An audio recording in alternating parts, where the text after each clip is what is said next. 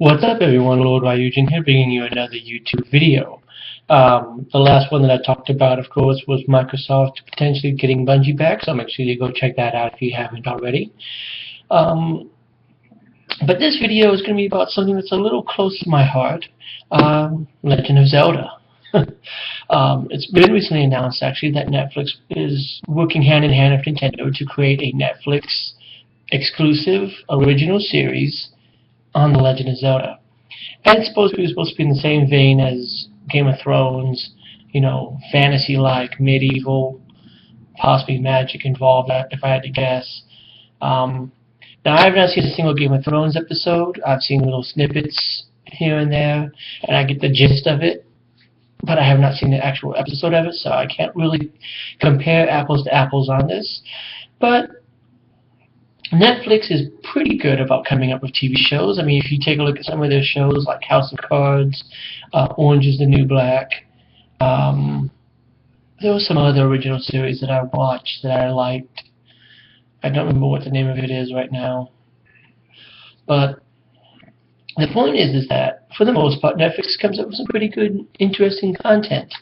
And they do have a Daredevil series that's coming out in addition, and granted they don't have a trailer or anything for this yet, but just the idea of them creating a live-action Legend of Zelda series is kind of exciting, but also kind of nerve-wracking, because it can go either way, really. It could be a really good thing.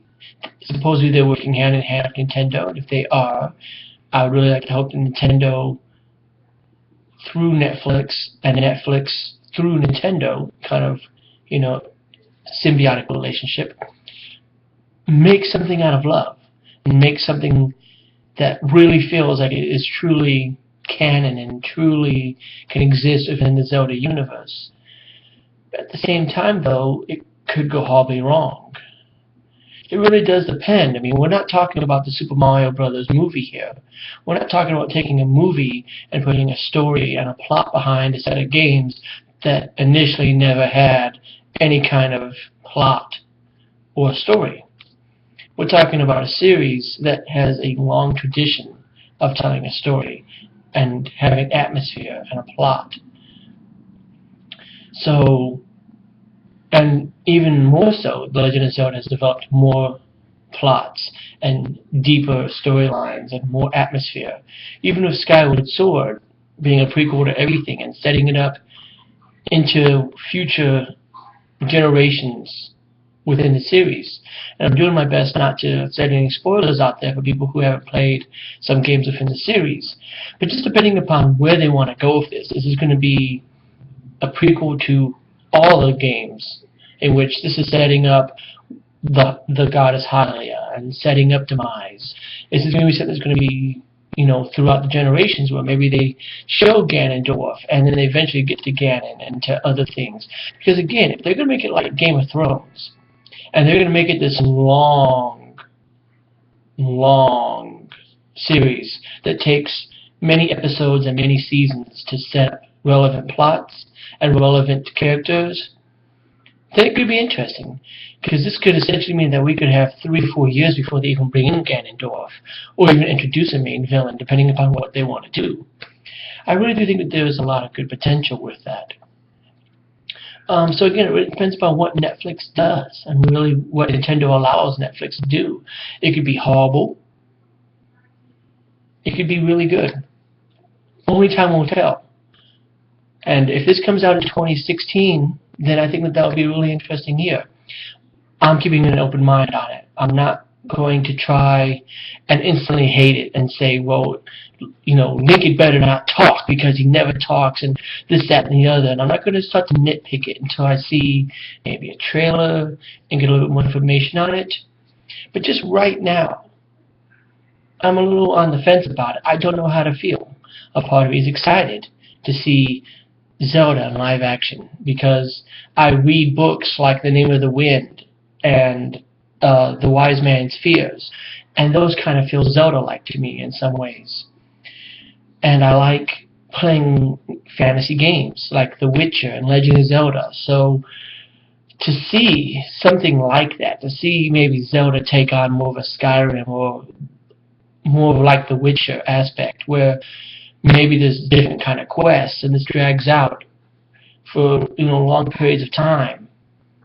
Could be really interesting to see. But at the same time, it's got to be better than the 80s cartoon show.